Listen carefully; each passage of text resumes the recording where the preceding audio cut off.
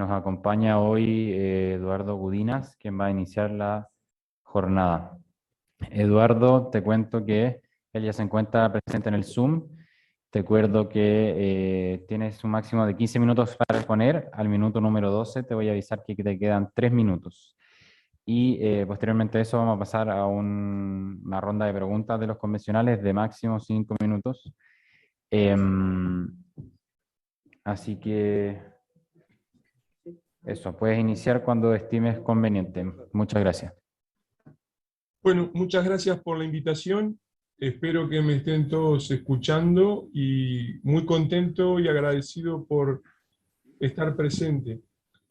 Por lo tanto, como el tiempo es muy acotado, el tema es muy vasto, voy a hacer una mini presentación de un par de temas clave que me parece, entiendo, son de prioridad en un abordaje constitucional.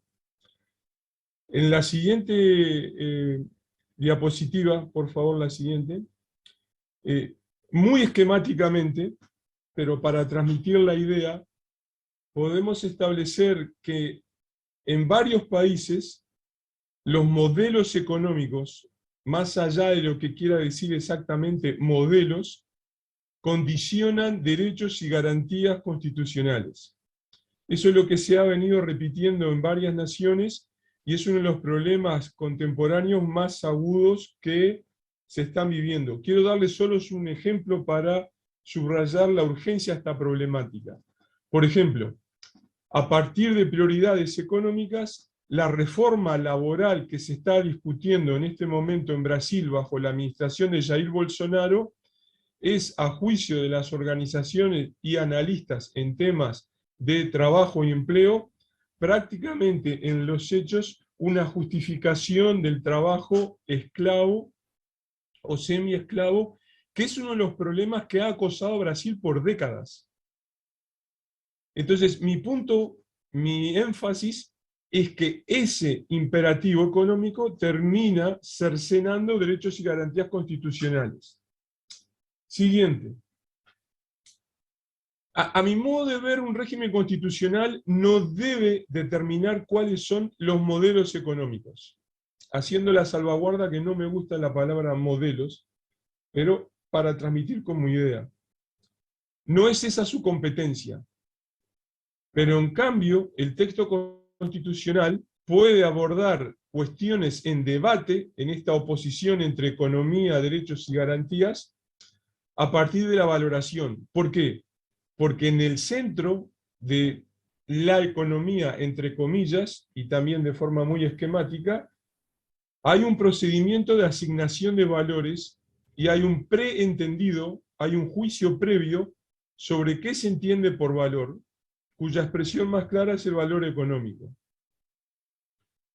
Un cambio de posición sustancial que sí puede contemplar el texto constitucional es aceptar que hay valoraciones múltiples. No solo existen los valores económicos basados en la utilidad y esta utilidad expresada en valores de uso y valores de cambio en el mercado. Existen valores múltiples.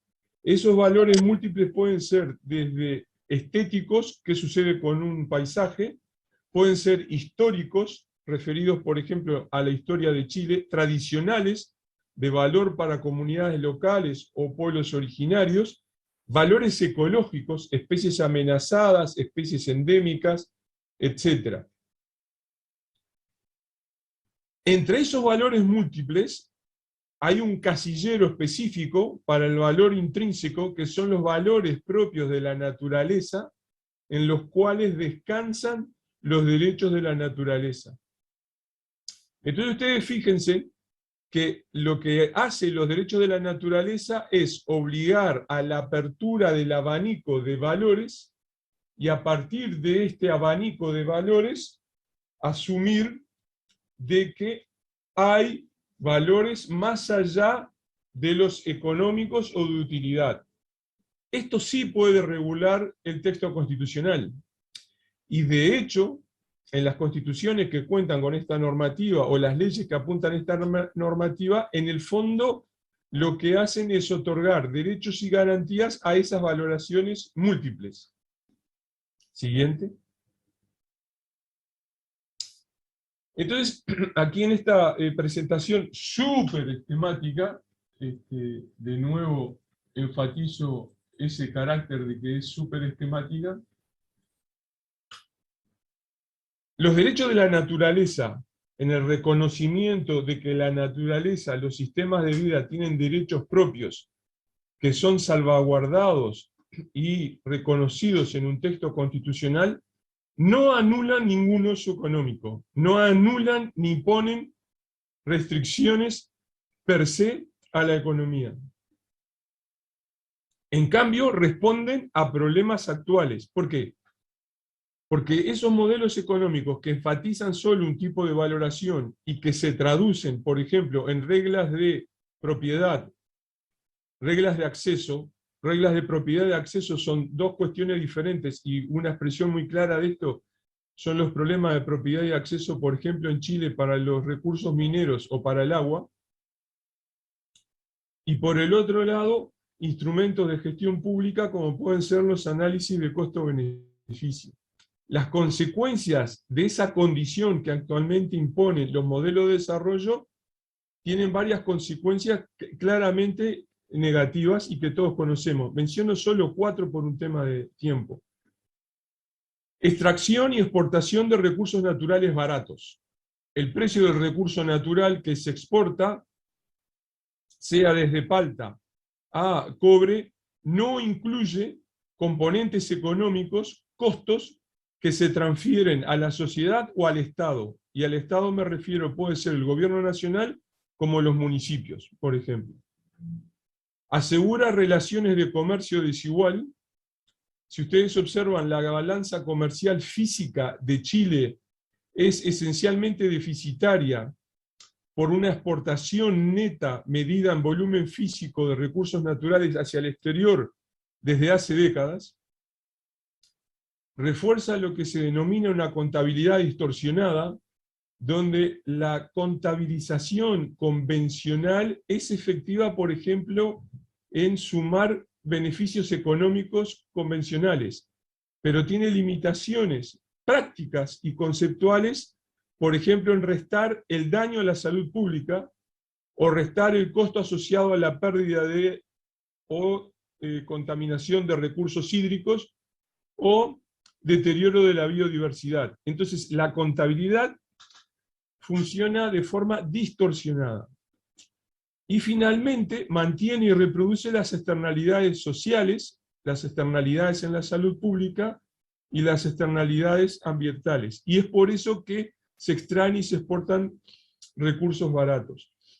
Estos 4 componentes están en la raíz de muchos conflictos sociales en respuesta a diversas prácticas que en Chile también ustedes conocen, que van desde enfrentamientos sobre el uso de los recursos mineros, forestales, pesqueros, etc. Por lo tanto, en muchos casos, cuando se examinan los conflictos locales, estos no responden necesariamente como causa primaria a la contaminación, sino que hay un factor desencadenante previo que está asociada a esta valoración excluida o distorsionada.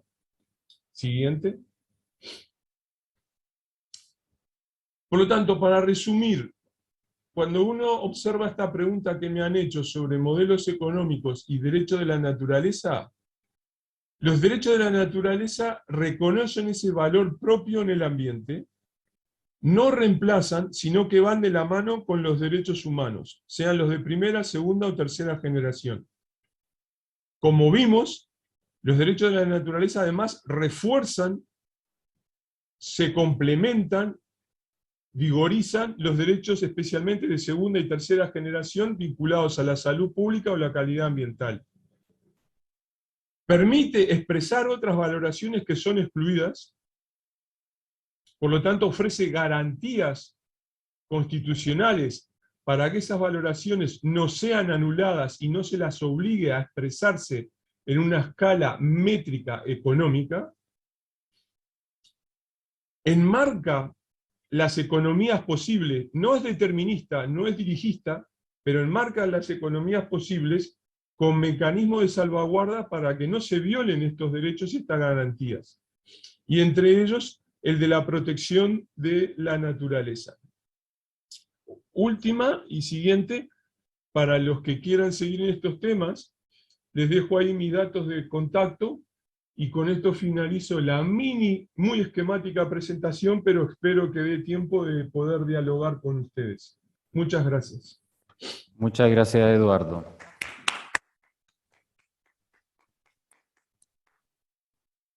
Entregamos el primer yumbito del día por estar muy a la hora. Muchas gracias. Abrimos entonces las preguntas de los convencionales presentes.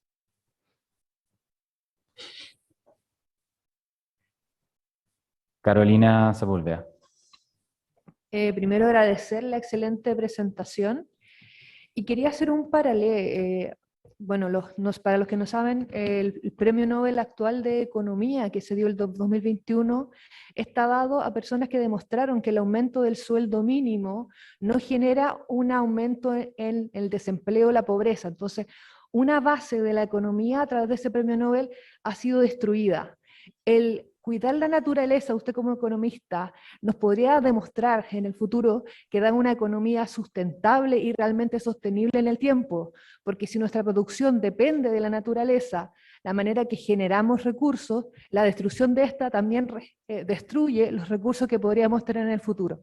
¿Cómo ve usted esto, que se ha demostrado algo distinto en economía, y cómo podríamos demostrar esto también con la naturaleza? No sé Gracias, cómo prefieren Caro. seguir, si varias preguntas o contesto. Sí, vamos a hacer una ronda de una por preguntas, una. Eduardo, y luego Bien. pasar a las respuestas. Gracias. Cota. Hola Eduardo, muy buenos días, muchas gracias por tu presentación y todo tu trabajo. Me gustaría preguntarte por cuáles pueden ser las claves para transitar a un modelo post-extractivista. Gracias. Gracias, Cota. ¿Alguna otra pregunta? Jorge.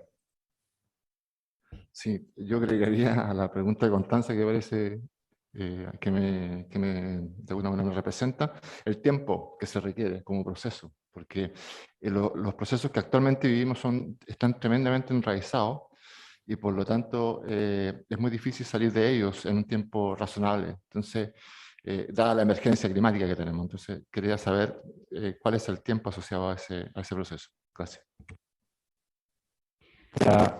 Gracias, Jorge. Camila.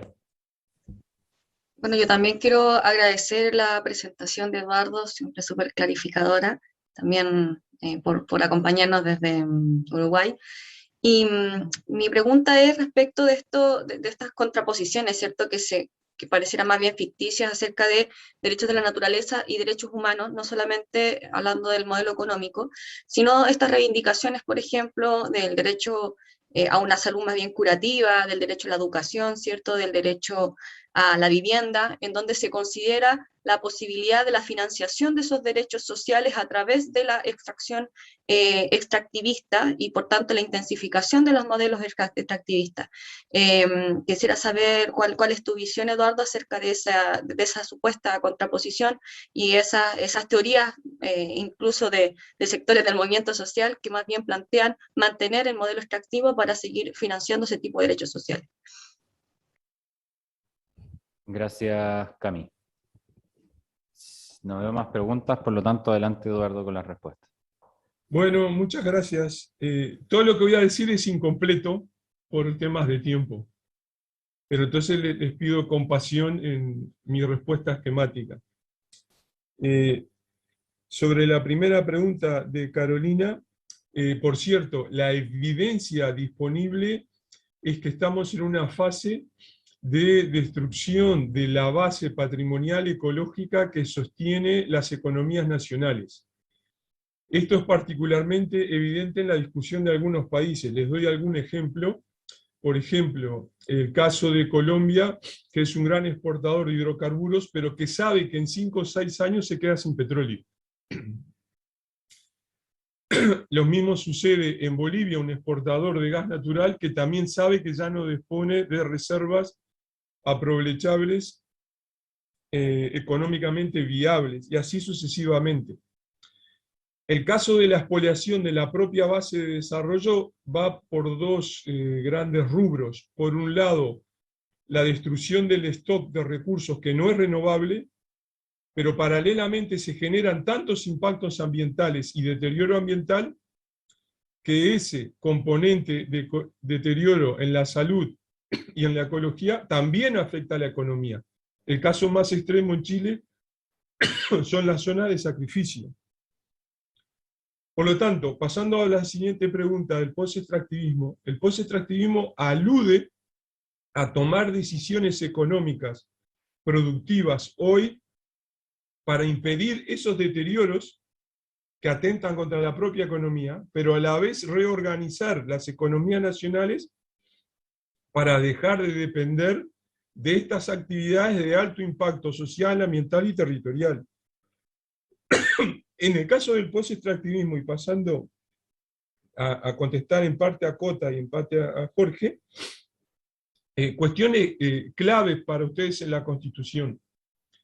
Todas las medidas de post-extractivismo implican discutir a nivel constitucional cómo se va a organizar y gestionar el gasto del Estado. ¿Por qué? Porque en todos los países que se están haciendo cuentas finas se encuentra de que es el propio Estado el que financia los extractivismos. Entonces, la discusión sobre los contrapesos, regulaciones, los chequeos sobre cómo el Estado administra su gasto público es clave. También es de competencia constitucional controles y regulaciones sobre los esquemas para otorgar subsidios. ¿Por qué? Porque todos los países latinoamericanos, así como en el resto del planeta, tienen los llamados subsidios perversos a actividades o insumos de alto impacto social o ambiental. Ejemplo, subsidios a los combustibles que generan cambio climático global, subsidios a los pesticidas, subsidios en energía eléctrica barata a las empresas mineras, etcétera, etcétera. Tercero, en los post-extractivismos, necesariamente hay que dar voces, lugares y darle cuerpo a esos valores múltiples. Entonces, ¿qué puede decir regular un texto constitucional? Esquemas similares a los consejos nacionales de economía que existen en varios países de la OCDE, otorgándoles un reconocimiento constitucional para que existan, para que sean participativos, donde estén presentes las voces del sector empresarial, de los sectores del empleo, sindicatos, y sectores de la sociedad civil y de la academia. Eso sí puede regular un texto, a mi juicio, constitucional.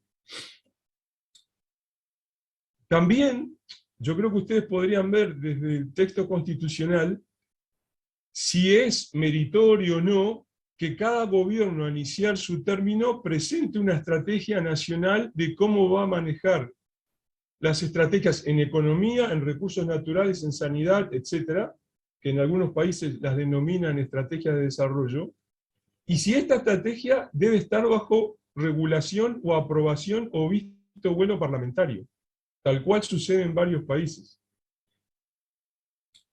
Pasando a las preguntas de Camila, me parece que esa discusión está muy clara en Chile. Yo participé la semana pasada en un foro, en una mesa redonda con varios representantes del sector del derecho, y convocado por un consorcio, un conglomerado, una red de empresas y corporaciones de Chile, del Consejo Minero a otras más, donde lo que se aduce es, bueno, la cuestión ambiental se va a solucionar a través de mecanismos económicos, y en Chile se insiste mucho con referencias al informe de Dasgupta que está elaborado para el caso de Inglaterra. Por lo tanto, también, de nuevo, en forma muy esquemática y simplificada, es algo así como que soluciones tecnológicas o la asignación de un precio al agua, a los cerros, y su introducción en el mercado, eso permitiría solucionarlo. Bueno, hay una enorme cantidad de evidencia que demuestra que esto ha fallado desde que fue por primera vez presentado en esos términos hacia inicios de la década de 1990. Y el caso más claro ustedes lo ven ahora en los medios de prensa con las discusiones sobre la COP26 en Glasgow. Y el otro componente de la pregunta de Camila, ciertamente ha habido un intento de justificar los extractivismos o la exportación de estos recursos naturales baratos bajo dos tipos de razonamientos, también dicho en forma muy esquemática, y me perdonan por esto. Una estrategia muy esquemática es decir, ahorramos dinero, ahorramos mucho dinero, para permitir una reconversión y diversificación productiva en un futuro cercano. La otra línea de razonamiento, no excluyente y superpuesta, es utilizamos esas regalías, esos impuestos, para financiar programas de ayuda social a los sectores más necesitados o más surgidos. Este razonamiento se aplicó, por ejemplo, en varios de los países bajo gobiernos progresistas, pero una vez más, el estudio fino demostró lo siguiente. Primero, cuando tú sigues el dinero, if you follow the money, no todo el dinero iba a los programas sociales. Segundo, Queda un buena minuto, parte, Eduardo. ¿sí? Buena parte de esos dineros fueron inefectivos en solucionar los problemas de fondo, ya que desembocaron en esquemas asistencialistas. Y es por eso que por estos y otros motivos no resolvieron ni la cuestión social, ni la crisis ambiental, ni sanitaria asociada a esas estrategias. Y como consecuencia de esa experiencia, es que se pone atención en regular el gasto del Estado y que haya mecanismos de acceso a la información pública y de seguimiento de cómo se utilizan los dineros públicos, si es para asegurar el bienestar de las personas o seguir subsidiando estos emprendimientos. Muchas gracias, Eduardo. Le damos las gracias entonces a Eduardo por su presentación y la respuesta a las preguntas realizadas.